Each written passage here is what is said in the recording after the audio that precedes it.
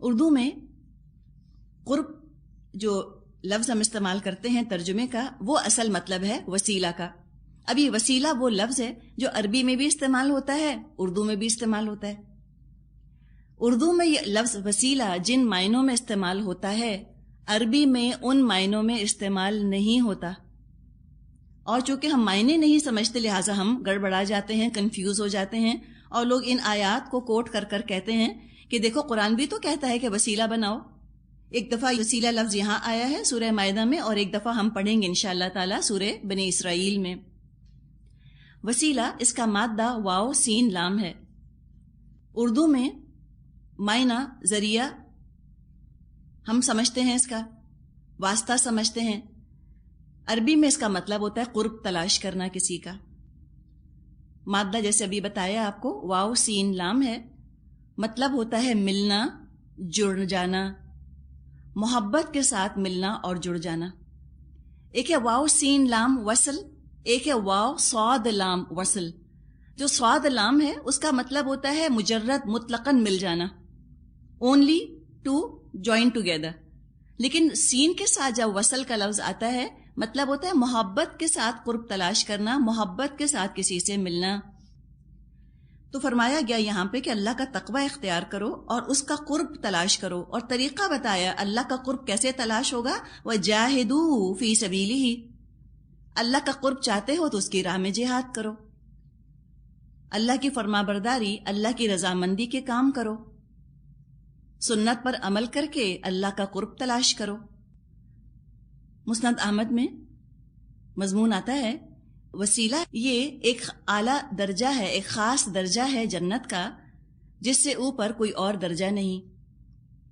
نبی اکرم صلی اللہ علیہ وسلم نے فرمایا اپنے امتیوں سے کہ تم اللہ سے دعا کرو کہ وہ درجہ مجھے عطا فرمائے، اور جس نے میرے لیے الوسیلہ کی دعا کی میں اس کے لیے قیامت کے دن سفارش کروں گا. ہم اذان کے بعد کی دعا میں پڑھتے ہیں نا کہ آتی محمد الوسیلۃ والفضیلہ. کیا لفظ ہے؟ آتی. آتی کا مطلب کیا ہوتا ہے؟ دینا. دے محمد کو، اللہ تعالیٰ تو دے محمد صلی اللہ علیہ وسلم کو کیا دے؟ الوسیلہ دے دے، الفضیلہ دے دے.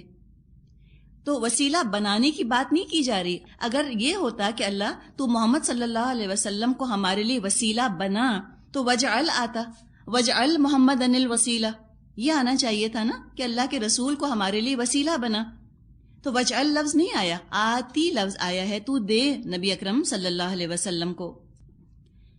تو کہا گیا کہ تم اللہ کا قرب تلاش کرو، تو اپنے اندر تقوی پیدا کرو، اللہ تمہاری ضروریات انشاءاللہ پوری کرے گا، تم فلاح پاؤ گے.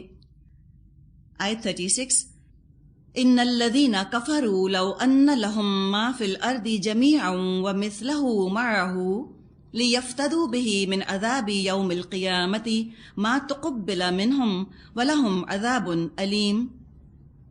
خوب جان لو جن لوگوں نے کفر کا رویہ اختیار کیا ہے، اگر ان کے قبضے میں ساری زمین کی دولت ہو اور اتنی ہی اور اس کے ساتھ، اور وہ چاہیں اسے فدیے میں دے کر روز قیامت کے عذاب سے بچ جائیں، تب بھی وہ ان سے قبول نہ کی جائے گی اور انہیں دردناک سزا مل کے رہے گی.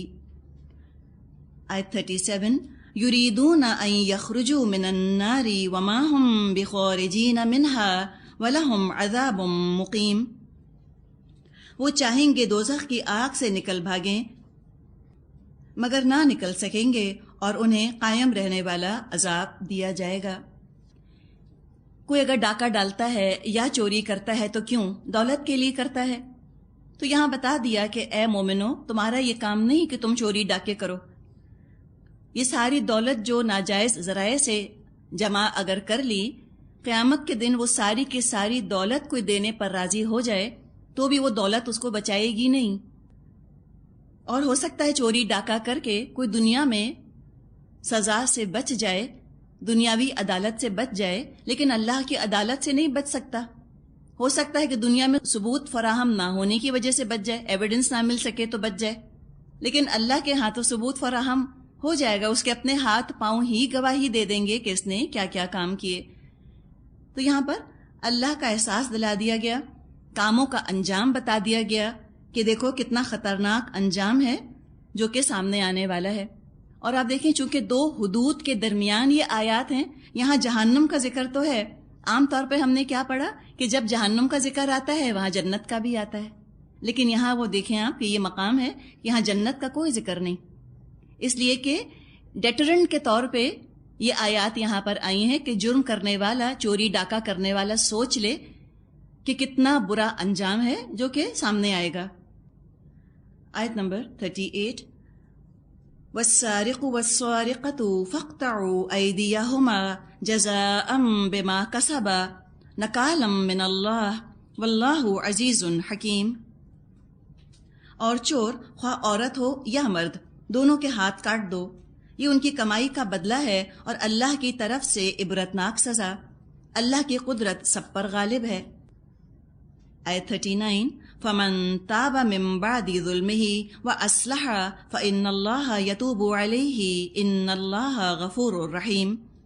پھر جو ظلم کرنے کے بعد توبہ کرے اور اپنی اصلاح کر لے تو اللہ کی نظر عنایت پھر اس پر مائل ہو جائے گی، اللہ بہت درگزر کرنے والا اور رحم فرمانے والا ہے۔ ذکر آ رہا ہے سرقہ کا۔ اچھا، سرقہ جو لفظ ہے عربی کا، اس کا ہم ٹرانسلیشن کرتے ہیں اردو میں، ترجمہ ہم کرتے ہیں چوری۔ اب جو اردو میں ہم لفظ استعمال کرتے ہیں چوری، اس میں اور جو سرقہ ایک لفظ ہے خاص، اس میں فرق ہے۔ ہر چوری سرقہ نہیں ہوتی، ہر تھیفٹ سرقہ نہیں ہوتا، یہ خاص ایک شرعی اصطلاح ہے سرقہ، اور اس کے بارے میں ہم اتنے پرٹیکولر، اتنے مخصوص اس لیے ہو رہے ہیں کہ سرقہ کی حد ہے۔ سمجھ آئی آپ کو بات؟ سرقہ کی حد ہے، ہر چوری کی حد نہیں۔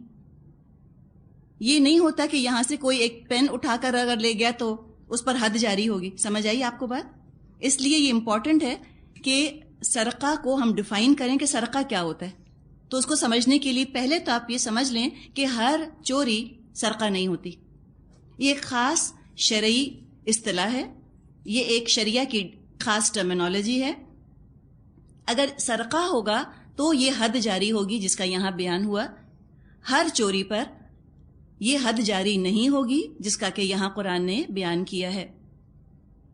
سرقہ کا ڈیفینیشن یہ ہے، کوئی شخص کسی دوسرے کا مال کسی محفوظ جگہ سے، کسی پروٹیکٹڈ جگہ سے، بند الماری سے یا بند سمجھیں کہ تجوری سے، کسی محفوظ جگہ سے بغیر اس کی اجازت کے، بغیر اس کی اجازت کے چھپ کر لے لے، اب یہ سرقہ ہے۔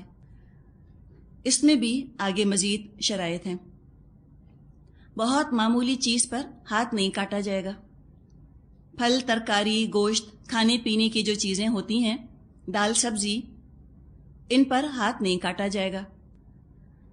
فقہا میں اختلاف ہے کہ کم سے کم قیمت کتنی ہو چیز کی تو ہاتھ کاٹا جائے۔ سب سے جو لینینٹ ویو ہے وہ 10 درہم کا ہے۔ 1 درہم 3 ماشا 1/5 رتی چاندی کا ہوتا ہے۔ 3 ماشے اور 1/5 رتی چاندی یہ 1 درہم کے برابر ہے۔ تو چاندی کی دام تو چینج ہوتے رہتے ہیں، آپ آج دیکھ سکیں گی جا کر کہ چاندی کا آج کیا دام ہے۔ 1 درہم کی قیمت نکل آئی، 10 درہم کا آپ اندازہ لگا لیجئے۔ تو سب سے لینینٹ ویو یہ ہے کہ 10 درہم سے کم پر ہاتھ نہیں کاٹا جائے گا، 10 درہم سے کم قیمت کی چیز اگر چوری ہو تو۔ اور جو سخت ویو ہے، ریجڈ ویو ہے، وہ 3 درہم آتا ہے کہ اگر 3 درہم سے کم کی چیز چوری کی گئی ہے، سرقہ کیا گیا تو ہاتھ نہیں کٹے گا۔ 3 درہم سے زیادہ کی چیز اگر اس کا سرقہ ہوا تو ہاتھ کٹے گا۔ تو اس میں خود بخود یہ بات آ گئی کہ بہت معمولی چیز پر ہاتھ نہیں کٹے گا۔ یوں ہی مال کہیں ڈال دیا ہو، جیسے مویشی ہیں جو جنگل میں چر رہے ہیں، ان میں سے کسی نے ایک اونٹ چرا لیا، وہ سرقہ نہیں ہوگا۔ پبلک پراپرٹی سے بھی اگر کوئی چیز چرا لی ہے تو وہ بھی ایگزمپٹ ہے سرقہ سے۔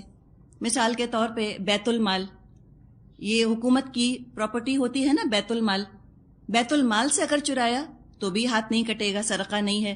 یا مسجد سے کسی نے کسی کی کوئی چیز لے لی، یا پبلک پارک ہے وہاں سے کچھ لے لیا، یا ہاسپٹل ہے وہاں سے کچھ لے لیا، اس پر ہاتھ نہیں کٹے گا۔ جو مشترکہ مال ہو، کامن پراپرٹی ہو، یا مال اس کی حفاظت یا امانت میں ہو، آپ نے مثال کے طور پہ کسی کے پاس 10,000 روپے رکھوائے امانت کے طور پہ یا حفاظت کرنے کے لیے کہ تم میرا یہ پیسہ رکھو، آپ نے اس کے پاس رکھوائے، اس نے ان 10,000 میں سے 2,000 لے لیے، اب یہ سرقہ نہیں ہے۔ ڈیفینیشن ہے نا آپ کے سامنے، اس سے آپ دیکھ لیں، تو سرقہ کی ڈیفینیشن میں یہ چیز بھی نہیں آئے گی۔ پاگل اور نابالغ پر بھی حد جاری نہیں ہوگی، وہ تو اپنے حواس میں نہیں ہے نا، تو ان پہ حد نہیں لگے گی۔ گھریلو ملازم، بیوی بچے جو گھروں میں آتے جاتے ہیں اجازت کے ساتھ اور گھریلو چیزوں کو استعمال کرتے ہیں، گھریلو چیزیں ان کے تصرف میں رہتی ہیں، ان کی دیکھ بھال کرتے ہیں، استعمال کرتے ہیں، وہ اگر کوئی چیز لے لیں تو وہ بھی سرقہ کی ڈیفینیشن میں نہیں آئے گا۔ شکر کریں، ورنہ پتہ نہیں کتنی بیویوں کے ہاتھ کٹے ہوئے ہوتے۔ اگر ہنگامی حالات ہوں، ہنگامی حالات کوئی ایمرجنسی سچویشن ہو، سسٹم بریک ڈاؤن کر گیا ہو، قحط پڑ گیا یا کوئی اور مسئلہ پیش آ گیا، تو ہنگامی حالات میں بھی سزا جو ہے وہ ساقط ہو جائے گی۔ عمر رضی اللہ عنہ کے زمانے میں مدینے میں بڑا سخت قحط پڑا تھا، فیمائن۔ جب وہ قحط پڑا تو عمر رضی اللہ عنہ نے ہاتھ کاٹنے کی سزا کو ساقط کر دیا تھا، ایبروگیٹ نہیں، سسپینڈ کر دیا تھا، معطل کر دیا تھا اس کو کچھ عرصے کے لیے، جب تک کہ نظام دوبارہ قائم نہ ہو جائے۔ چونکہ نظام ٹوٹ گیا، جب نظام ہی نہیں تو حفاظت کیا کرنی ہے اس کی سزاؤں سے، تو نظام چونکہ ٹوٹ گیا تو سزاؤں کو سسپینڈ کر دیا گیا۔ اب یہ جو قرآن نے حدود نافذ کی ہیں، آگے بھی انشاءاللہ سورہ نور میں ہم مزید چند حدود پڑھیں گے، ان پر سخت اعتراض آتا ہے نان مسلمز کی طرف سے۔ اور اعتراض کون کرتے ہیں؟ اعتراض وہ کرتے ہیں جنہوں نے ہیروشیما ناگاساکی پر بم پھینک دیا، ایٹم بم۔ وہ کہتے ہیں کہ اسلام جو ہے یہ تو بڑا ہی سخت ہے، بڑا ہی نعوذ باللہ وحشیانہ بھی لفظ استعمال کرتے ہیں کہ وحشیانہ سزائیں ہیں اسلام کی۔ اور اپنا وہ حال دیکھیں، اور کس کے بارے میں کہہ رہے ہیں کہ اسلام مجرم کو سزا دے رہا ہے، اور اسلام نے تو قصاص کے بارے میں فرمایا ہے کہ وَلَكُمْ فِي الْقِصَاصِ حَيَاةٌ يَا أُولِي الْأَلْبَابِ، کہ قصاص میں تو تمہارے لیے زندگی ہے اے عقل والو۔ اگر تم عقل کا دعویٰ کرتے ہو تو تم قصاص ضرور لینا، اس سے تمہاری اجتماعی جانیں جو ہیں وہ بچیں گی، معاشرے کی اجتماعی جان کی حفاظت ہوگی، اجتماعی امن کی حفاظت ہوگی۔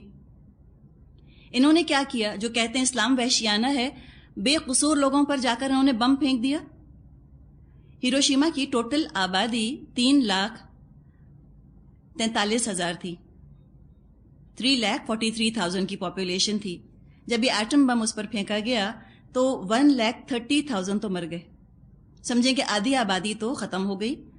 1,77,000 ہوم لیس ہو گئے، بغیر گھر کے ہو گئے۔ تو ہیروشیما ناگاساکی پہ تو انہوں نے یہ قیامت ڈھائی ہے۔ ہیروشیما کا فگر آپ کو بتایا، جو ناگاساکی پر انہوں نے دوسرا ایٹم بم پھینکا تھا ورلڈ وار 2 کے اختتام پر، تو 67,000 لوگ، 66,000 یا مر گئے یا انجر ہو گئے۔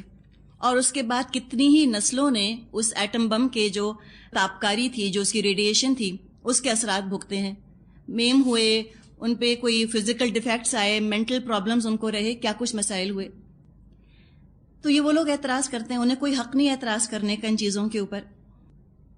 دوسری چیز یہ کہ جو یہاں آگے بات فرمائی ہے آیت نمبر 40 میں، فرمایا کہ الم تعلم ان اللہ لہ ملک السماوات والارض يعذب من يشاء ويغفر لمن يشاء واللہ علی کل شیء قدیر۔ کیا تم جانتے نہیں ہو کہ اللہ زمین اور آسمان کی سلطنت کا مالک ہے، جسے چاہے سزا دے اور جسے چاہے معاف کر دے، وہ ہر چیز کا اختیار رکھتا ہے۔ کہ کسی کے دل میں، کسی کے دماغ میں اگر کوئی شک یا بدگمانی کی لہر اٹھے تو کچھ دیر کے لیے وہ یہ سوچے کہ ہر انسان اپنے گھر کا جو مالک ہوتا ہے، اس گھر پر اس انسان کی اپنی مرضی چلتی ہے، اور وہ اگر منصف ہے، رحم دل ہے، تو وہ اپنے گھر والوں کے لیے بہتری ہی چاہتا ہے۔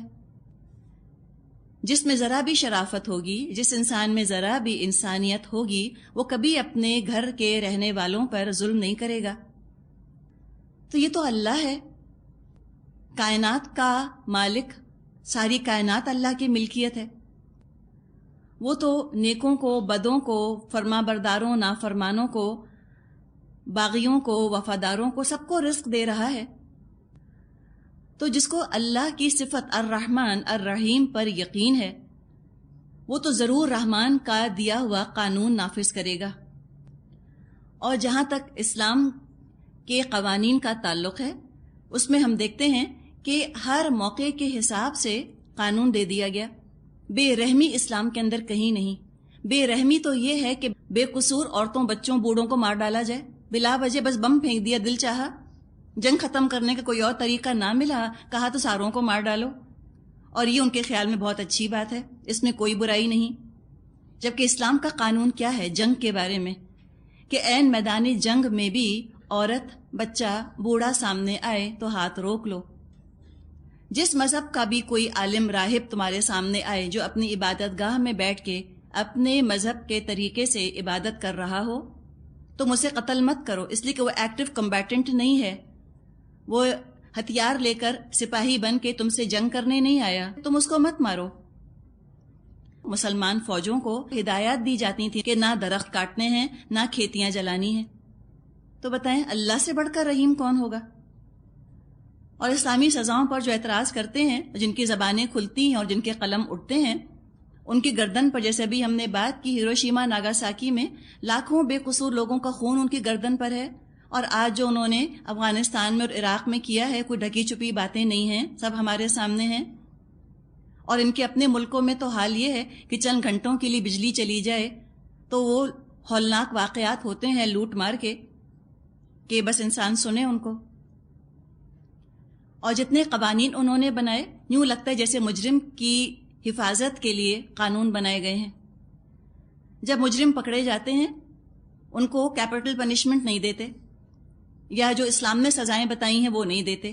وہ جیلوں میں بیٹھتے ہیں یا کریکشن سینٹرز میں لے جا کر ان کو بٹھا دیا جاتا ہے، اور اس جرم کو زیادہ خوبصورتی سے کرنے کے وہ پروگرامز بنانے لگتے ہیں. بلکہ جرم کا الزام مجرم کو دیتے بھی نہیں. کس کو دیتے ہیں؟ سب سے پتلی گردن کس کی ہے؟ ماں باپ کی. کہتے اماں نے تھپڑ مارا ہوگا بچپن میں، ٹراما ہو گیا بچے کو، بڑا ہو کے اس نے ساری دنیا سے انتقام لیا. اب ماں کا باپ کا ہی نہیں پتا تو ماں کا بھی نہیں پتا ہوتا کہاں گیا باپ اور کدھر گئی ماں. تو ہر چیز کا الزام دے دیا والدین کے اوپر، یا کوئی سائیکولوجیکل ٹراما بتا دیا، کہا کہ تو بیچارہ نفسیاتی مریض ہے، اس سے ہمدردی ہو رہی ہے، اور جن کو مارا ان سے کوئی ہمدردی نہیں. تو مجرم سے ہمدردی کرنا، مجرم پر رحم کھانا، یہ تو انتہائی درجے کا ظلم اور انتہائی درجے کی ناانصافی ہے. کریکشن سینٹرز میں رکھتے ہیں ان کو، سالوں سال جیلوں میں رکھتے ہیں، پالتے ہیں، پھر جب وہ چھوڑتے ہیں ان کو پھر وہ جا کے دوبارہ مجرم بن جاتے ہیں، پھر وہ جرم شروع کر دیتے ہیں. تو جرائم پیشہ پر تو ان کو رحم آتا ہے اور بے قصور انسانیت پہ رحم نہیں آتا. حالانکہ ایک مجرم پر ترس کھانا دراصل پوری انسانیت پر ظلم کرنے کے برابر ہے. اور آپ دیکھیں کہ جہاں یہ شرعی قوانین نافذ ہیں وہاں آپ کو سب کے ہاتھ کٹے ہوئے نظر نہیں آئیں گے. یہ نہیں ہوگا کہ سب بغیر ہاتھ کے پھر رہے ہوں، یا سب کو کوڑے لگ رہے ہوں، یا سب سنسار ہو رہے ہوں، ایسے نہیں ہوتا. جہاں تک سزا کا تعلق ہے، یہاں آپ دیکھیں ذکر پہلے کیا گیا چور کا، السارق، اور بعد میں السارقۃ، کہ چور مرد اور چور عورت. اور سورہ نور میں ہم پڑھیں گے الزانیۃ والزانی، زانی عورت اور زانی مرد. ترتیب وہاں پر ڈفرینٹ ہے، وہاں عورت کا ذکر پہلے آیا ہے. تو مفتی محمد شفیع صاحب نے بہت پیاری اس کی بات لکھی ہے اپنی معرف القرآن میں. یہ لکھتے ہیں کہ مرد کے اندر کمانے کی صلاحیت ہے، اور کمانے کی صلاحیت رکھتے ہوئے چوری کرے تو بہت بری بات ہے. تو لہٰذا مرد کا ذکر پہلے کیا گیا. عورت کے اندر اللہ نے حیا کا جذبہ رکھا ہے جو ڈیٹرنٹ ہوتا ہے عورت کے لیے، اور حیا کا جذبہ رکھتے ہوئے عورت زنا کرے تو یہ بہت بری بات ہے. تو سزا تو برابر ہے، لیکن وہاں پہ زانی عورت کا ذکر پہلے کیا گیا، یہاں چور مرد کا ذکر پہلے کیا گیا. قرآن کی آیت پڑھیں تو یوں محسوس ہوتا ہے جیسے دونوں ہاتھ کاٹنے ہیں، لیکن سنت ہمیں بتاتی ہے کہ سیدھا ہاتھ، رائٹ ہینڈ، کلائی تک جو ہے اس کو کاٹنا ہوتا ہے. امن قائم کرنے کے لیے سزا دینی ہوگی. تو سزا سے نفس تو پاک نہیں ہوا، لوگوں کو امن مل گیا، باقی لوگ اس مجرم کے جرم سے بچ گئے. اب اگر مجرم کو سزا ملی اور اس نے دل میں شرمندگی محسوس نہیں کی، اللہ سے اس نے معافی نہیں مانگی، تو دنیا میں بھی سزا پائے گا، آخرت میں بھی پائے گا. لیکن اگر اس نے دنیا میں سزا بھگت لی اور اس کے دل میں ندامت ہے، شرمندگی ہے، جو فرمایا ہے نا فَمَن تَابَ مِن بَعْدِ ظُلْمِهِ وَأَصْلَحَ، جو توبہ کر لے اپنے ظلم کے بعد اور اصلاح کر لے فإن اللہ یتوب علیہ، تو اللہ بھی اس پر مہربان ہوگا۔ مراد ہے کہ دنیا کی سزا کفارہ بن جائے گی اور آخرت میں اس کو اللہ تعالیٰ کے ہاں سزا نہیں ملے گی۔ نبی اکرم صلی اللہ علیہ وسلم کے زمانے میں جب سرقہ کی حد جاری ہوئی تو آپ صلی اللہ علیہ وسلم نے حد جاری ہونے کے بعد چور کو حکم دیا کہ قل کہہ استغفر اللہ واتوب الیہ، کہ میں توبہ کرتا ہوں اور میں اللہ کی طرف رجوع کرتا ہوں۔ چور نے یہ کہا، آپ صلی اللہ علیہ وسلم نے اس کے لیے دعا فرمائی کہ اللہم تب علیہ، اللہ تو اس پر مہربان ہو جا۔ ایک دفعہ چور کو سزا مل گئی اور اس نے توبہ کر لی۔ اب اس کے بعد کوئی اس کو معاشرے میں چور کہہ کے نہ پکارے، یہ زیادتی ہو جائے گی، یہ عدوان ہو جائے گا، اور اللہ کو زیادتی اور عدوان پسند نہیں کہ لوگ اللہ کی حدود سے تجاوز کرنے لگ جائیں۔ اب کوئی اس کو یہ نہ کہے کہ یہ چور ہے۔ آگے فرمایا آیت 41، یا ایھا الرسول لا يحزنک الذین یسارعون فی الکفر من الذین قالوا آمنا بافواہہم ولم تؤمن قلوبہم۔ اے پیغمبر صلی اللہ علیہ وسلم، آپ کے لیے باعث رنج نہ ہوں وہ لوگ جو کفر کی راہ میں بہت تیزی دکھا رہے ہیں، بڑی سرگرمی دکھا رہے ہیں، خواہ وہ ان میں سے ہوں جو منہ سے کہتے ہیں ہم ایمان لائے مگر دل ان کے ایمان نہیں لائے، وَمِنَ الَّذِينَ هَادُوا، یا ان میں سے ہوں جو یہودی بن گئے۔ اس آیت میں اشارہ ہے منافقین اور یہود کی کوششوں کی طرف، جو کہ نبی اکرم صلی اللہ علیہ وسلم کی دعوت کی مخالفت کر رہے تھے۔ ہمت بندھائی جا رہی ہے نبی اکرم صلی اللہ علیہ وسلم کی کہ یہ لوگ ہیں منافق اور یہود، ہر طرح سے یہ آپ کو فتنے میں ڈالنے کی کوشش کرتے ہیں، ہر طرح سے ان کی کوشش ہے کہ آپ سے کوئی ایسا کام کروا ڈالیں نادانستگی میں، لا علمی میں، کہ جس سے اسلام پر حرف آئے اور اسلام کی ساکھ کو، اسلام کی ریپوٹیشن کو نقصان پہنچے۔ تو آپ ہمت مت ہاریے، ان کو کوششیں کرنے دیجئے، آپ اپنا کام کیے جائیے، آپ اصلاح کا کام کرتے رہیے۔ کیا حال ہے ان کا؟ سماعون للکذب، ان کا حال یہ ہے جھوٹ کے لیے کان لگاتے ہیں۔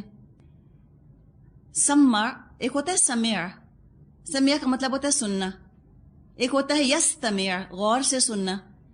سماعون اس میں مبالغہ ہے، بہت غور سے سننے والے، بہت غور سے سنتے ہیں، لیکن ہر غور سے سننے والا ہدایت نہیں پاتا۔ وجہ یہ ہے کہ غور سے سننے کی نیت الگ الگ ہوتی ہے لوگوں کی۔ جو اپنی ہدایت، اپنی اصلاح کے لیے خلوص دل کے ساتھ رسول پر اور اللہ پر بھروسہ کرتے ہوئے جو بہت غور سے بات سنتا ہے، ہدایت پا لیتا ہے، لیکن ہر ایک تو اس نیت سے نہیں سنتا۔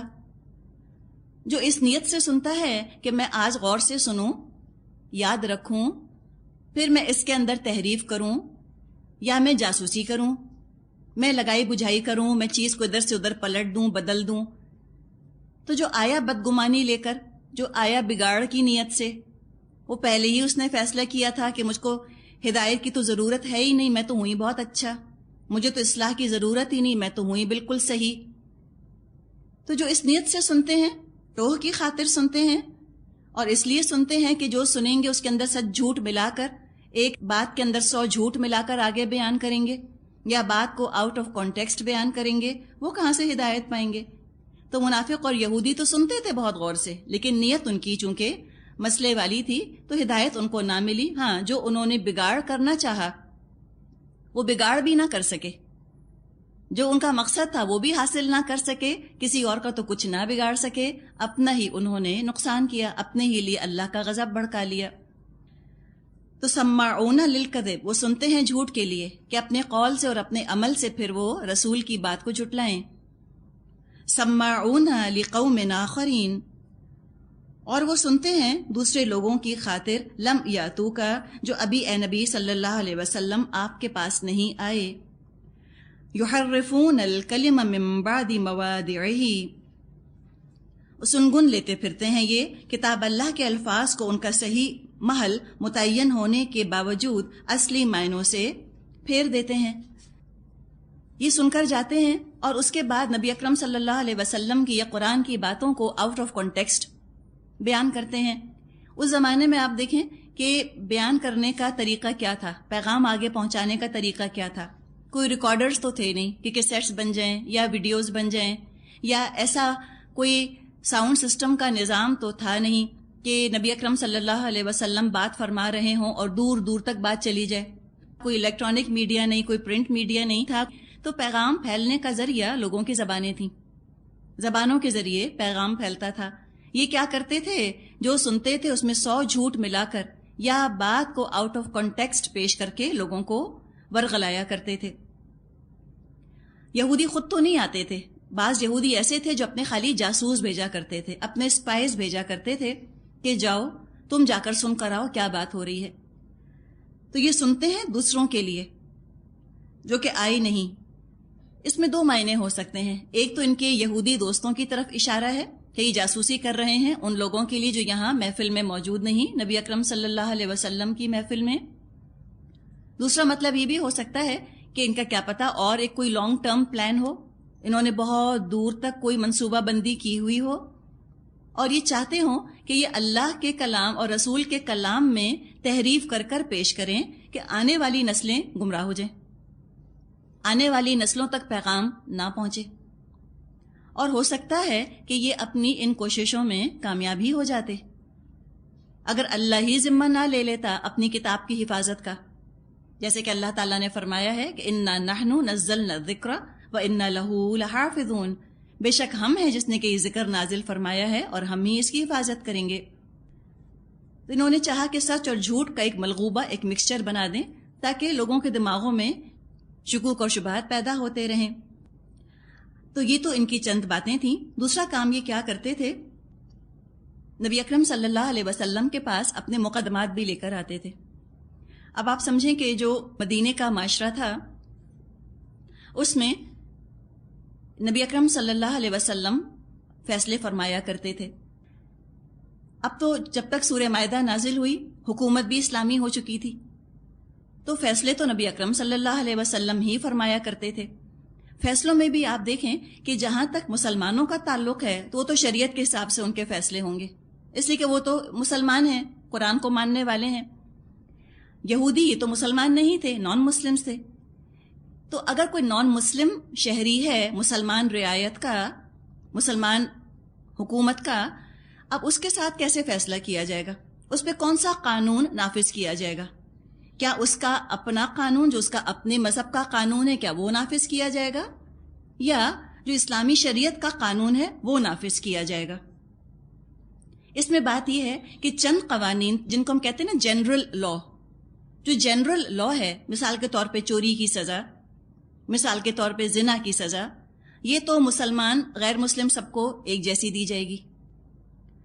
جہاں تک ان کی اپنی مذہبی روایات کا تعلق ہے جس میں کہ شراب ان کے لیے حلال ہے یا سور کا گوشت ان کے لیے حلال ہے، ان میں ان کے مذہب کے مطابق، ان کے قانون کے مطابق فیصلہ کیا جائے گا. سمجھ آئی آپ کو یہ بات؟ تو جو جنرل لا ہے نا جس سے کہ تعلق امن امان کا ہے وہ تو سب پر ایک جیسا نافذ ہوگا، لیکن جو پرسنل زندگی سے متعلق چیزیں ہیں جیسے طلاق کے متعلق یا نکاح کے متعلق، یہ سب چیزیں ان کے اپنے قانون کے حساب سے ہوں گی. اب ہوتا یہ تھا کہ یہ یہودی بعض دفعہ کچھ مقدمات بائی چوائس نبی اکرم صلی اللہ علیہ وسلم کے سامنے لے کر آتے تھے کہ آپ ان کا فیصلہ کیجئے. وجہ یہ ہوتی تھی کہ جو جرم ان کے ہاں ہوا ہوتا تھا اس کی سزا ان کی اپنی تورات میں بہت سخت تھی. ان کو یہ اندازہ تو ہو گیا تھا کہ اسلامی شریعت تورات کی شریعت کے مقابلے میں نرم ہے، آسان ہے، ہلکی ہے. تو یہ سوچتے تھے کہ ہم نبی اکرم صلی اللہ علیہ وسلم سے فیصلہ کروا لیتے ہیں، کیا پتہ آپ کوئی ہلکا پھلکا فیصلہ دے دیں. اس سے 2 فائدے ان کو حاصل ہوتے، ایک تو سزا سے بچ جاتے، دوسرے یہ کہ نبی اکرم صلی اللہ علیہ وسلم کے خلاف پروپیگنڈا شروع کر دیتے کہ دیکھو یہ تو کیسے شریعت کے خلاف فیصلے کر رہے ہیں. اور وہ پہلے سے یہ ڈیسائیڈ کر کر آتے تھے کہ اگر فیصلہ جو دیا گیا وہ ہماری پسند کا ہوگا تو ہم قبول کریں گے، اور ہماری پسند کا نہ ہوا تو ہم قبول نہیں کریں گے. تو اس طرح تو انارکی بنانے والی بات ہو جاتی ہے نا، قانون کو توڑنا، فیصلہ کروانا پھر فیصلے کو نہ ماننا. اس سے تو معاشرے کے اندر بے چینی پیدا ہوتی ہے۔ فرمایا یقولون، وہ کہتے ہیں، ان اوتیتم ھذا فخذوہ وان لم تؤتوہ فاحذروا، لوگوں سے کہتے ہیں اگر تمہیں یہ حکم دیا جائے تو مانو، نہیں تو مت مانو۔ وَمَن يُرِدِ اللَّهُ فِتْنَتَهُ فَلَن تَمْلِكَ لَهُ مِنَ اللَّهِ شَيْئًا، جسے اللہ ہی نے فتنے میں ڈالنے کا ارادہ کر لیا ہو، اس کو اللہ کی گرفت سے بچانے کے لیے تم کچھ نہیں کر سکتے۔